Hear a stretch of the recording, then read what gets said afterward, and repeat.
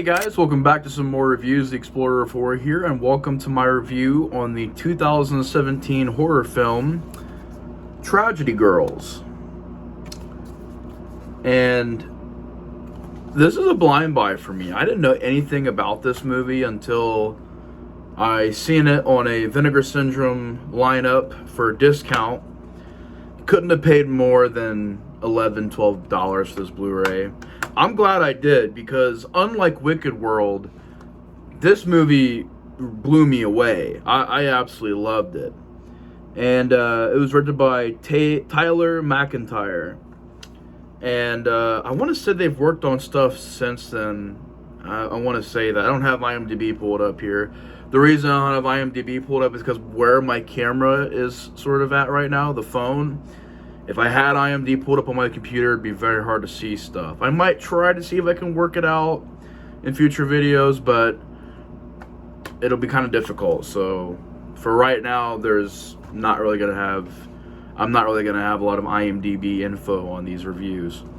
But The Tragedy Girls is a film that, like I said, it's a funny story behind buying this movie and the other ones. So there was one morning, this is how I knew I had a problem buying Blu-rays and stuff. I literally woke up at like 8 in the morning, and I turned over, grabbed my phone. Oh, Vinegar Syndrome's having a discount, half off or whatever. Looked at it. Oh, that cover looks cool. That looks cool. That looks cool. Got like 3 or 4 movies, paid for them. Went back to sleep. That's my story with picking up this and the other movies I got as well. And Wicked World was terrible. This one I thought was complete opposite. I love this movie. This is a phenomenal movie.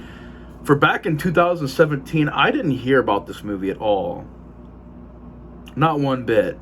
And I don't think it made too much money, which is a crying shame, because this is an original horror film. This film sticks out. Even back in 2017 when it stuck out. And I think it's one of the more unique slasher films I've seen. And essentially what you have is our 2 lead characters. The movie opens up where you think it's another, typical slasher movie. A masked, crazed slasher guy is attacking these 2 teens, making out in this car. And while the guy is a murderer, he gets outsmarted by these 2 girls and kidnapped. And they essentially are on social media called the Tragedy Girls. And they are trending online crime reporters. And they're trying to pin all these murders on the guy that they've kidnapped. And these 2 characters have a lot of chemistry. They work well together. A lot of funny scenes. And I thought, this is a horror film and a slasher movie that goes above and beyond, because it gives us great characters. I absolutely loved the characters in this movie. I think the cast is wonderful. I think they all do their jobs extremely well. And as the movie goes along, we get some pretty cool gory death scenes. We get some pretty awesome special effects. We get some funny moments, some good comedy in there.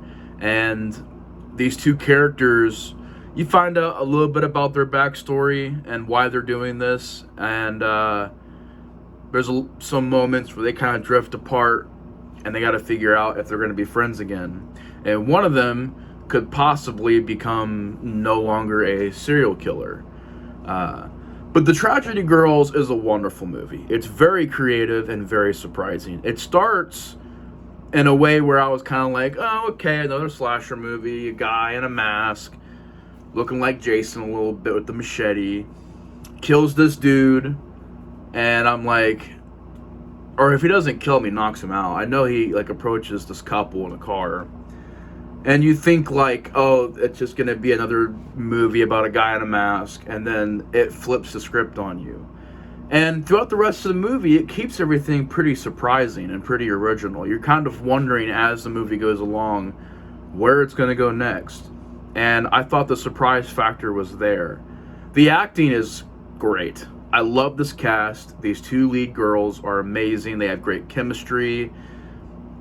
They did wonderful, in my opinion. They were great lead characters. And even though they are technically the villains of the movie, they're very likable villains. They're the way they approach the murders and the way they approach these situations. It's just funny, and they're fun characters to like. But the movie also creates points where they're also sympathetic, and it also creates points where you don't like the characters. You think they are the villains. You think they are in the wrong, and they are in the wrong for what they're doing. But they paint certain characters as the villains. And so there's a wide range of emotions that you feel towards these characters throughout the film. And that had to have been extremely difficult to do. Not only for the screenwriting, but also for the actors. Because you're playing multiple parts there. I mean, the same character, but you're going through different things of working the audience, using some wrestling lingo there. But to do that was impressive, and it worked. All of it worked. I thought the comedy worked, the serious moments worked. It's a very well written movie. I love the style of it. This slipcover, first of all, is amazing. So big shout out to Vinegar Syndrome, and who else released this? Gunpowder and Sky. See what I mean? No big studio attached. It's an indie film. Got a lot of awards though. You guys probably won't be able to see it, but there's a lot of awards that won at festivals and stuff, deservedly so. This is really a movie I'm surprised Blumhouse didn't pick up, because I think it's mainstream enough to fit Blumhouse. I mean, I know a lot of people groan at that, but here's my thing. Hear me out. Blumhouse, when it comes to picking up and distributing horror movies that were already made, they're pretty good at it. I mean, Creep and Creep 2, I love those movies. And those were not made under Blumhouse. At least the first one wasn't. So I could have a lot of respect if they were to release this and give it wide distribution. The kill scenes are pretty creative. People getting their heads smashed in by workout equipment. People getting hung. People getting their heads split by machetes and stuff. A lot of good, gory, fun death scenes. It's got amazing comedy. It's very well written and directed. The director, I thought, did a wonderful job. Tyler McIntyre, wonderful job. I enjoy the look of it, and this slipcover does a good job at representing the style of the movie. You see a lot of, when they're texting somebody, does that thing where you see the messages pop up, but also a lot of monologuing, and you'll sort of see everything. So they're talking about like killing somebody. In their imagination, it'll show their imagination of how they're planning out the kill. And I thought that was very well done. It's a very visually well done, visually looking movie, if I can say that right. I don't even know if I made that make sense, but it does look really good visually. It's got a lot of cool aesthetic choices. Got kind of an 80s slasher vibe to it, which I thought was pretty fun. The usage of social media I thought was done well. The high school environment, not really a coming of age story, but sort of around those lines. Thought that, the cast was great. I thought all the characters were pretty likable and pretty fun. Everybody did their jobs very well. I loved the music. Thought the music was absolutely wonderful.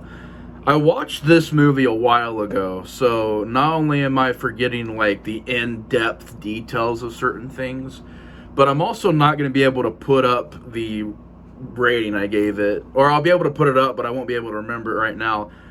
I'd imagine I gave it a 3.5 or a 4 out of 5. You'll be seeing it right up here or over there somewhere.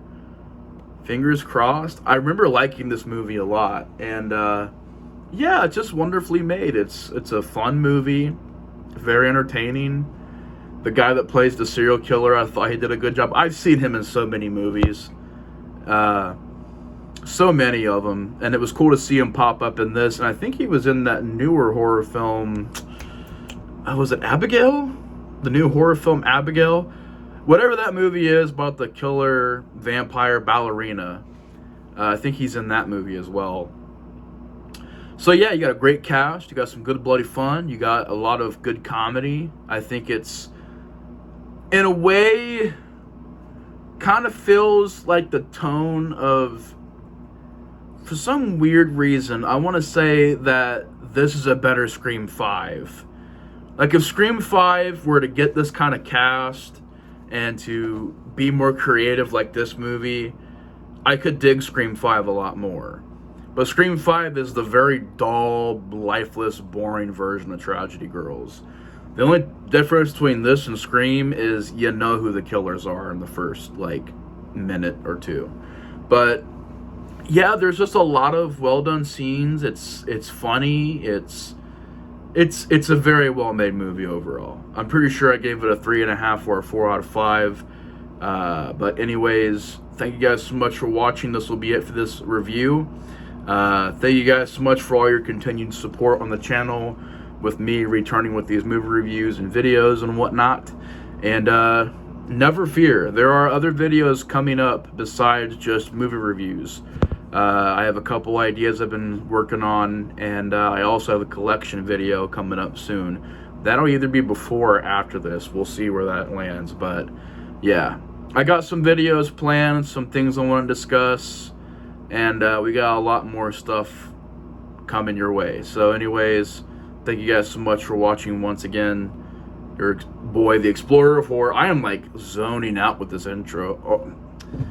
If you guys can't tell, I'm fucking tired because I just said the intro when I meant to say the outro. Your boy's just falling asleep over here. But it's a great movie. Thank you guys so much for watching this review. Take care, and the Explorer of Horror is out. Peace.